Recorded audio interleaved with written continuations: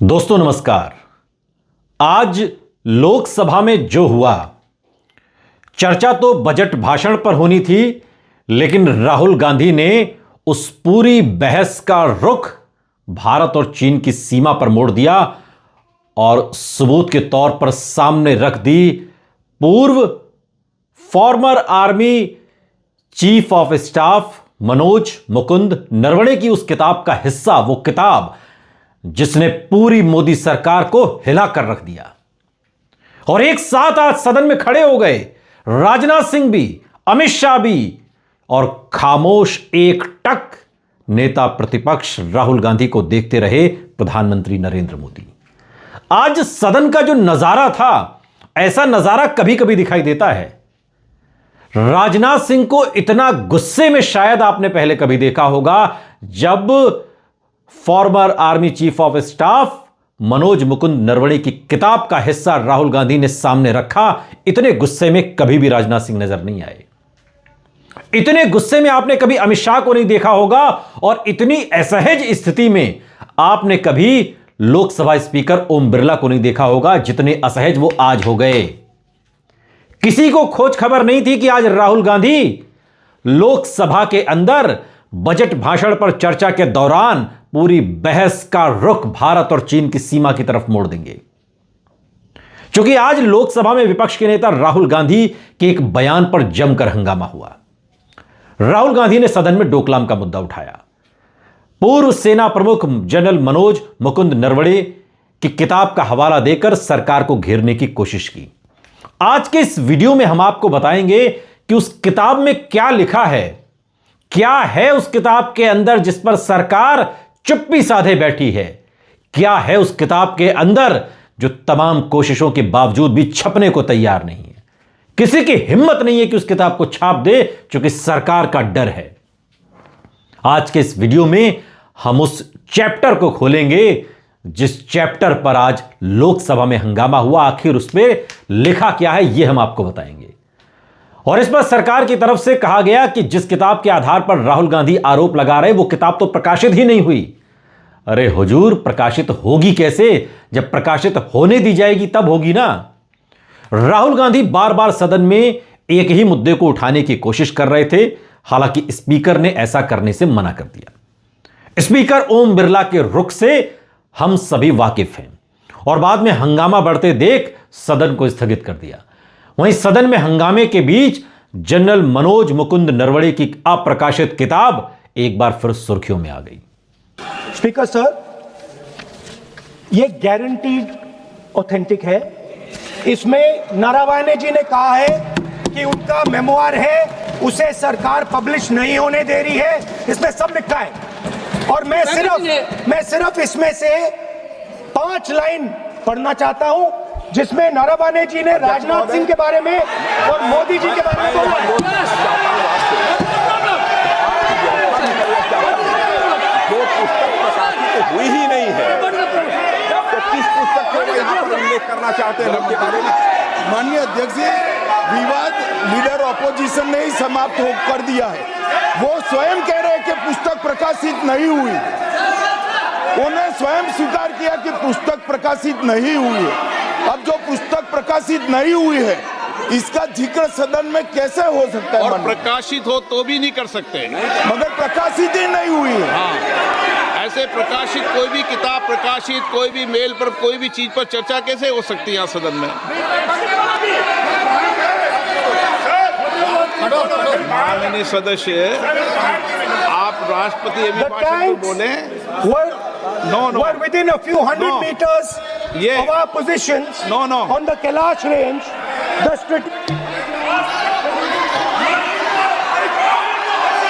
Mic का control,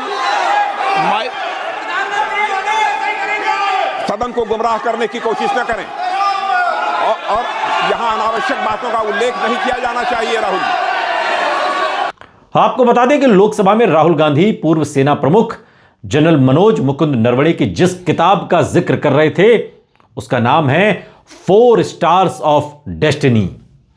यह किताब फिलहाल पब्लिश नहीं हुई है, इसलिए आप इस किताब तक पहुंच नहीं सकते, लेकिन इस किताब में लिखा क्या है, यह आज के इस वीडियो में हम आपको बताएंगे। वीडियो को आप आखिर तक देखिए, सारी तस्वीर बिल्कुल आईने की तरह साफ हो जाएगी। सब कुछ आपको बताएंगे क्या लिखा हुआ है इसमें। राहुल गांधी जनरल मनोज मुकुंद नरवणे की किताब को लेकर हाल ही में छपे एक मीडिया आर्टिकल का जिक्र कर रहे थे, और इस आर्टिकल में मनोज नरवणे की किताब के हवाले से दावा किया गया कि 2020 में चीनी सेना भारतीय सेना की पोजीशन के काफी करीब आ गई थी।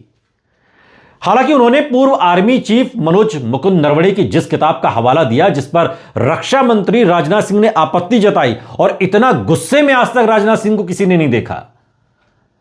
उन्होंने कहा कि सदन में एक पब्लिश्ड मैगजीन की कहानी के कोट्स का हवाला दिया गया जो सदन के नियमों के खिलाफ है।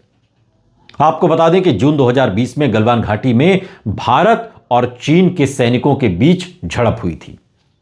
20 भारतीय जवान इसमें शहीद हुए थे और कुछ चीनी सैनिकों की भी मौत हुई थी, और इसके बाद दोनों देशों के बीच करीब 4 साल तक तनाव की स्थिति बनी रही। अक्टूबर 2024 में हालात सुधरे जब देपसांग और डेमचोक इलाकों से करीब 95% सैनिक पीछे हटे और कुछ इलाकों में दोबारा गश्त शुरू हुई। जनरल नरवणे की यादों में साफ तौर पर लिखा गया है कि चीनी राष्ट्रपति शी जिनपिंग गलवान घाटी में हुई झड़प को कभी नहीं भूलेंगे। गलवान झड़प और एलएसी से पीछे हटने के मुद्दे पर पूर्व सेना प्रमुख एमएम नरवणे ने अलग अलग इंटरव्यू में अपनी बात रखी है। गलवान की घटना पर एक इंटरव्यू उन्होंने एएनआई को दिया था, न्यूज एजेंसी एएनआई, और इस इंटरव्यू में उन्होंने कहा था कि बस झड़प से न सिर्फ चीन की पीपल्स लिबरेशन आर्मी की छवि को नुकसान पहुंचा, बल्कि एक देश के तौर पर चीन की साख भी घटी। नरवणे के मुताबिक इस घटना के बाद भारत ने दुनिया को यह दिखाया कि चीन का सामना किया जा सकता है, जो आमतौर पर अपने छोटे पड़ोसियों को डराने की कोशिश करता है। लेकिन उन्होंने यह भी कहा कि कनाडा से लेकर लिथुआनिया, यूरोप से लेकर फिलीपींस तक सभी को यह समझ में आ गया कि अगर आप सही के लिए खड़े हैं और अपने सिद्धांतों पर टिके हैं तो चीन का सामना किया जा सकता है। झुकने की जरूरत नहीं है चीन के आगे। और भारत ने एक देश के रूप में दुनिया को दिखा दिया कि पड़ोस के गुंडों को भी, उनका भी डटकर सामना किया जा सकता है। एक और इंटरव्यू उन्होंने ललन टॉप को दिया था, और इस इंटरव्यू में उन्होंने कहा था कि 1979 के बाद यह पहली बार था जब चीन को नुकसान हुआ। उन्होंने बताया कि चीन अब तक अपने आसपास के छोटे देशों को धमकाता आया है, लेकिन यह पहली बार था जब उसे करारा झटका लगा और उसे समझ में आया कि उसकी यह रणनीति अब आगे काम नहीं करने वाली। एक और इंटरव्यू में farmer army chief of staff general Manoj Mukund Naravane कहते हैं कि भारत ने एक भी इंच जमीन नहीं खोई और हालात पहले जैसे ही हैं। उनके मुताबिक यह समझौता आपसी और बराबर सुरक्षा के सिद्धांत पर हुआ, और उन्होंने कहा कि डिसएंगेजमेंट प्रक्रिया को दोनों देशों के हित में देखा जाना चाहिए ताकि एलएसी पर स्थिरता बनी रहे और किसी भी तरह के टकराव की आशंका कम हो। उन्होंने कहा कि भारत ने 1 इंच भी जमीन नहीं गंवाई। लेकिन आपको बताते हैं कि भारतीय सेवा के former chief of army staff Manoj Mukund Naravane ने अपनी किताब में क्या लिखा, किताब में क्या लिखा जिस पर इतना हंगामा है। मनोज मुकुंद नरवणे लिखते हैं कि लेफ्टिनेंट जनरल योगेश जोशी, जो भारतीय सेना की नॉर्दर्न कमांड के प्रमुख हैं, उनको 31 अगस्त 2020 की रात 8:15 पर एक फोन कॉल आया। बहुत ध्यान से सुनिएगा इस पूरे हिस्से को।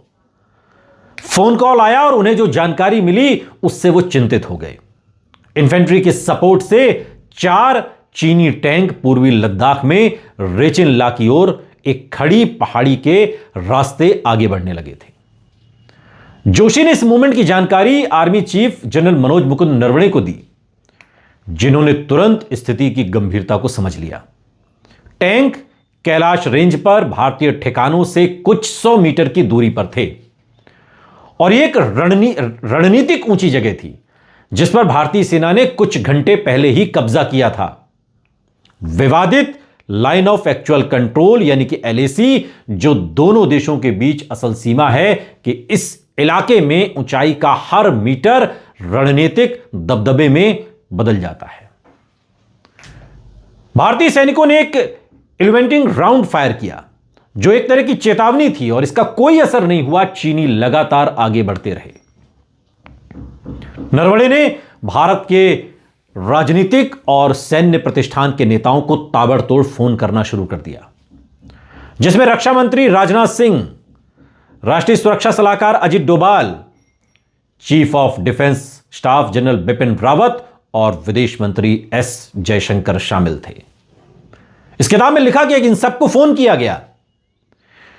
4 स्टार्स ऑफ डेस्टिनी किताब में नरवणे लिखते हैं कि मेरा हर किसी से एक ही सवाल था कि मेरे लिए क्या आदेश है, मुझे बताइए मेरे लिए क्या आदेश है। स्थिति यह है, आप हमें आदेश करें, हमें क्या करना है।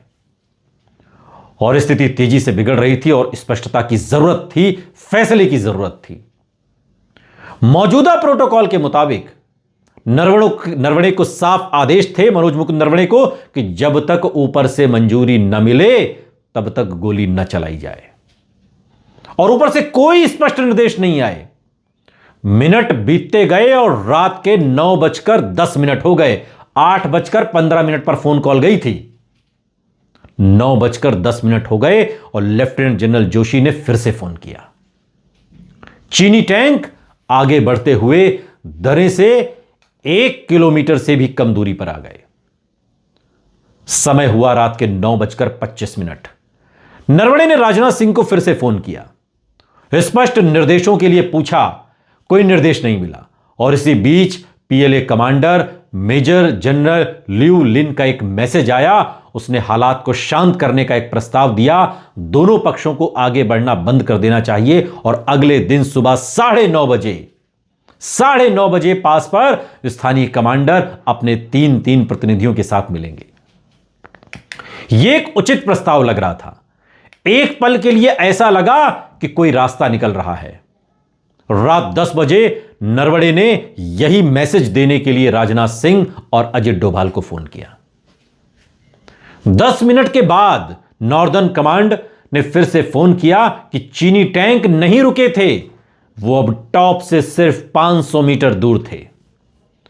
किताब में नरवणे को याद है, वो लिखते हैं कि लेफ्टिनेंट जनरल जोशी ने कहा था कि चीनी सेना को रोकने का एकमात्र तरीका हमारी अपनी मीडियम आर्टिलरी से फायरिंग करना था, जो तैयार थी और आदेश का इंतजार कर रही थी।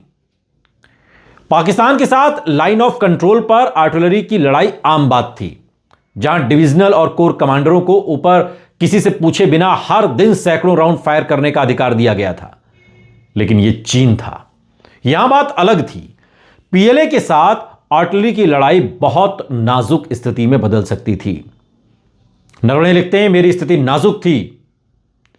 कमांडर जो सभी संभावित तरीकों से फायरिंग शुरू करना चाहता था और एक सरकारी समिति जिसने अभी तक स्पष्ट आदेश नहीं दिए थे, इनके बीच नरवणे फंसे हुए थे। Farmer army chief of staff Manoj Mukund Naravane फंसे हुए थे। करें क्या? फैसला ही कोई नहीं ले रहा। दिल्ली सरकार, दिल्ली में बैठी हुई हुकूमत, मोदी सरकार फैसला ही नहीं ले रही थी। ना प्रधानमंत्री मोदी, ना विदेश मंत्री एस जयशंकर, ना एनएसए अजित डोभाल, कोई फैसला लेने को तैयार नहीं था। रक्षा मुख्यालय के ऑपरेशन रूम में विकल्पों पर विचार किया जा रहा था और उन्हें खारिज किया जा रहा था। पूरा नॉर्दर्न फ्रंट हाई अलर्ट पर था। टकराव की संभावित जगहों पर नजर रखी जा रही थी, लेकिन फैसले का पॉइंट रेचिनला था। मनोज मुकुंद नरवणे ने रक्षा मंत्री को एक और फोन किया, राजनाथ सिंह को, जिन्होंने वापस फोन करने का वादा किया। समय बीतता गया, हर मिनट चीनी टैंक टॉप पर पहुंचने के 1 मिनट के करीब आ रहे थे। राजनाथ सिंह ने रात 10:30 बजे वापस फोन किया। उन्होंने प्रधानमंत्री नरेंद्र मोदी से बात की, जिनके निर्देश एक ही वाक्य में थे। एक वाक्य प्रधानमंत्री नरेंद्र मोदी ने कहा, वो क्या था? जो उचित समझो वो करो, यानी जो आपको ठीक लगे वो करो। और यह पूरी तरह से एक सैन्य फैसला होने वाला था। मोदी से सलाह ली गई थी, उन्हें ब्रीफ किया गया था, लेकिन उन्होंने फैसला लेने से मना कर दिया था। यह बात farmer army chief of staff general Manoj Mukund Naravane ने अपनी इस अप्रकाशित किताब में लिखा, जिसे सोशल मीडिया पर कांग्रेस ने अपने इंस्टाग्राम हैंडल पर साझा किया है और लोकसभा में यही बात राहुल गांधी कह रहे थे। किताब में आगे नरवणे याद करते हैं कि मुझे एक गर्म आलू पकड़ा दिया गया था और अब पूरी जिम्मेदारी मुझ पर थी। ये बातें मनोज मुकुंद नरवणे ने अपनी उस अप्रकाशित किताब में लिखा है, जिसे आज लोकसभा में, जिसका जिक्र नेता प्रतिपक्ष एलओपी राहुल गांधी ने किया, और अचानक से राजनाथ सिंह, अमित शाह, प्रधानमंत्री, सबके तेवर बदल गए और इतने गुस्से में तो राजनाथ सिंह कभी नहीं दिखे जितने गुस्से में वो आज थे।